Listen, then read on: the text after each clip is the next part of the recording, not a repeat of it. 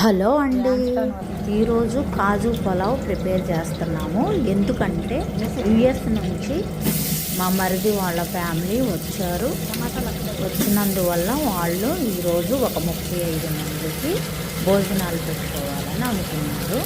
అందుకు ఇలా ప్రిపేర్ చేస్తున్నాము. కాజు పులావ్ ఎలా ప్రిపేర్ చేస్తున్నామో చూడండి.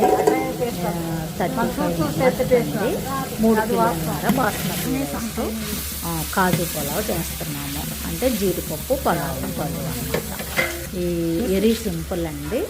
ఇది మసాలాలు తక్కువగా ఉంటాయి.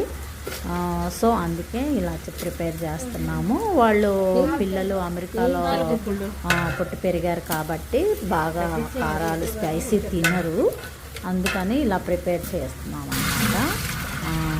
చూడండి ఎలా ప్రిపేర్ చేస్తాము. 1 by 1గా వేస్తున్నాము. అన్నీ మీరు చూస్తూనే ఉన్నారు కాబట్టి నేను లైన్ బై లైన్ ఏమీ చెప్పటం లేదు. సో ఇప్పుడు పొడి మసాలా వేసాము. ఫస్ట్ ఎలా చేసామో చూశారు కదా, వీడియోలో చూసుకోండి. నానబెట్టుకున్నామండి 1 minute పూరి రైస్ని 3 కిలోన్నర.